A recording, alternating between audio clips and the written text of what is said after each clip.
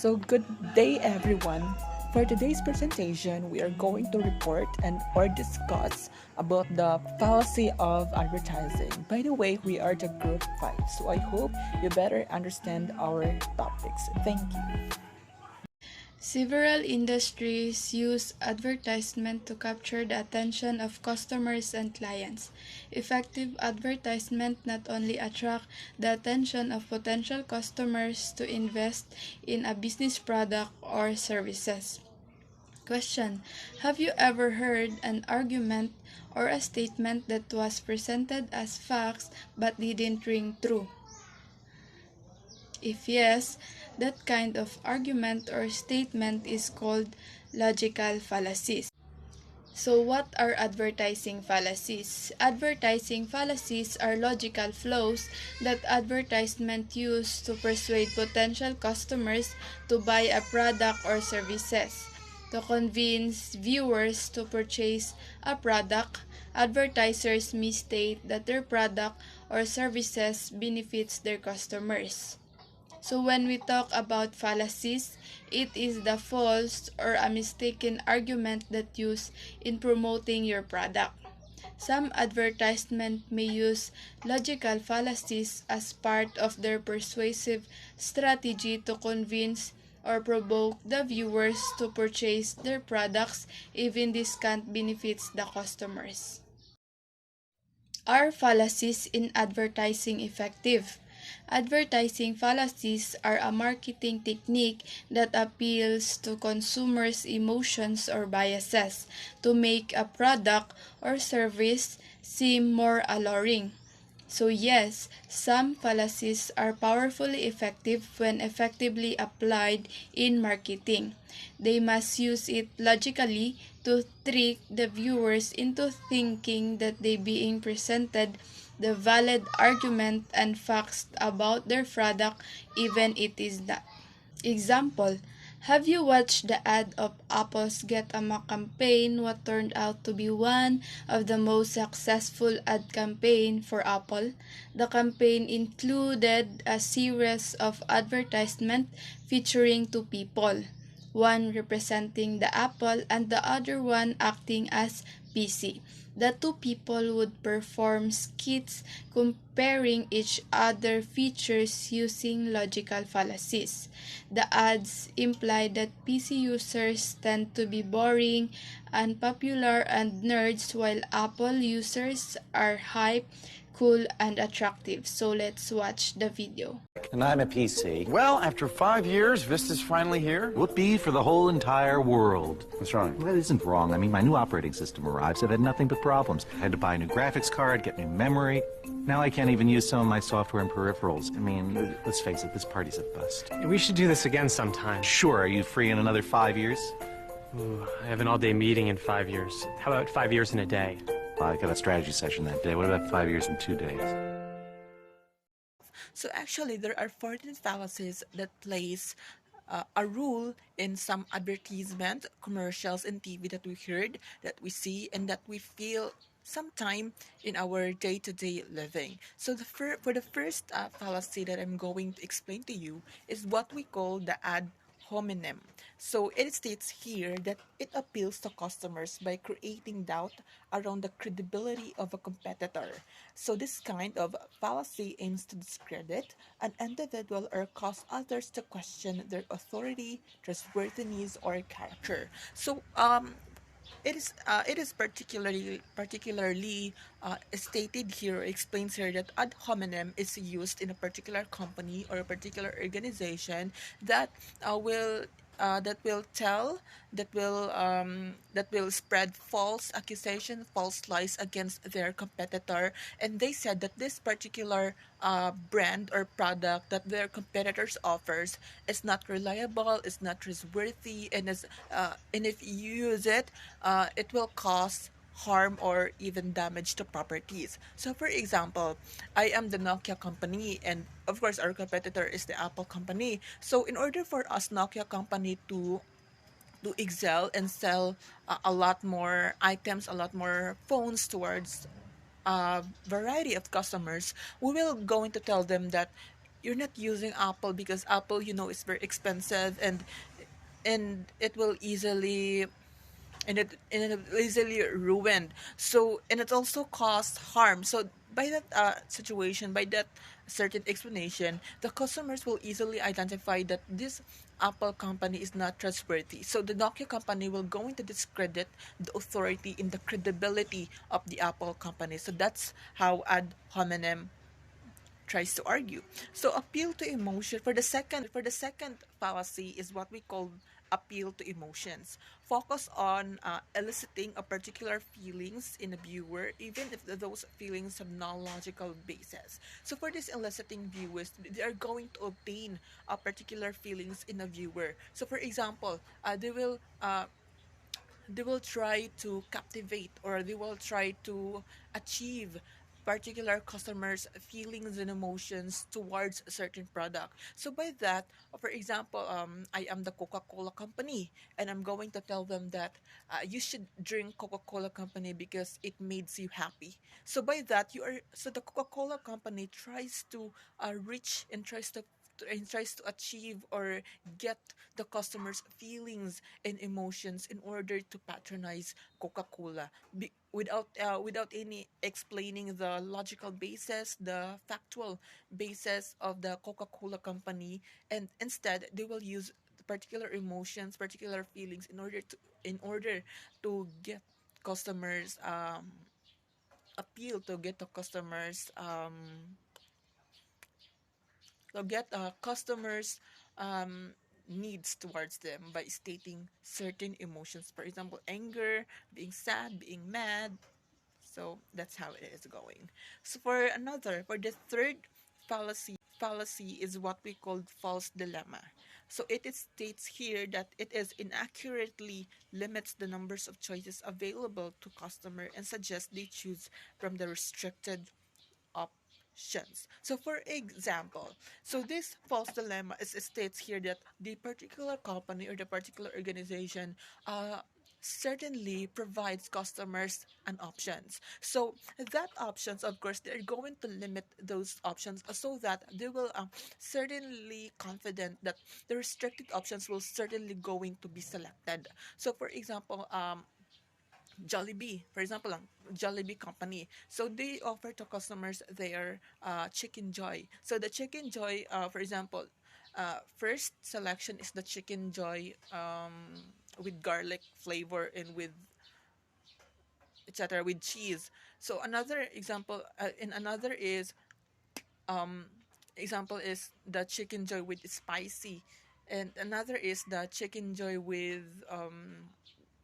Chicken Joy flavored with cheese, with garlic, with pepper, etc., something like that. And so that for here the target um the target audience or the target customers for Jollibee is the society, or the people who wanted, or Muslims, right? Or di ba Muslims, when you say Muslims, they are really they are like, or they really patronize spicy foods like that. So certainly, uh, for example, I mean, for the last options is they will going to select the with something with pork flavor like that with chicken, their Chicken Joy. So by that, of course, if your target customers is the Muslims or the Maranao people, of course they will certainly select the Chicken Joy um, with spicy flavors because Muslims or Maranao like spicy foods. So that's how I further think and explain to you what is those kinds of fallacy. This fallacy argues that something is true because most people believe it. In advertising, this appeal suggests that because most people believe something is true, the customer should also believe it. Advertising appeals refer to the approach used to attract the attention of customers or to influence their feelings toward a brand products or service. It is the central idea of an advertisement and speak to an individual's need, want, or interest. Scare tactic is a type of emotional appeal that uses fear to convince customers or purchase a product or service. This is a fallacy because it assumes that there is a threat or a risk to a customer with no evidence that a threat legitimately exists. This tactic is often used by companies that want their audience to engage in a potential behavior, usually buying their product. So an example of scare tactic is a company that sells fire extinguishers that might advertise that one's family could die in a house without fire extinguishers. False cause assumes that because two events correlate, they share a cause and effect relationship. This is a fallacy because two events or outcomes may happen simultaneously but may be unrelated to each other. False cause fallacy is when an advertiser produce a commercial that implies that their product is the cause of a certain outcome. So the example of false cause is the claim that using a particular brand of shampoo will make your hair grow faster. Well, in reality, it is a simply way for a advertiser to exploit the consumer's desire for thicker, fuller hair. Number 7, hasty generalization. So a hasty generalization draws conclusions from an incomplete set of information. This type of fallacy may result in claims solely based on limited evidence. It may also result in claims without consideration for counter-arguments or by only considering evidence to support its claim. So in advertising, a hasty generalization may exaggerate a claim about the effectiveness of a product or service without including definitive evidence to prove the stated effectiveness. So example is a company that manufactures athletic shoes highlights how a famous tennis player wore their brand for tennis Olympics. So they argue that um, aspiring tennis players should wear their shoes because they're the best options for winning tennis tournament. So Number 8, red herring. So a red herring fallacy presents an irrelevant piece of information that distracts the viewer from the key point of an issue. Advertisers may use this tactic to discredit a competitor by emphasizing a flaw or issue that's unrelated to the function or effectiveness of a product or service. So example is, a baker argues that their business has offered vegan and gluten-free options for 10 years, while the competitor has only started at providing those choices. So although both bakeries now cater those who prefer vegan and gluten-free options, the baker uses red herring to direct their customers' attention to a less relevant factor that differentiates their business from their competitors. Number 9, traditional wisdom. So this fallacy focuses on the assumption that because something was true in the past, it also applies in the present.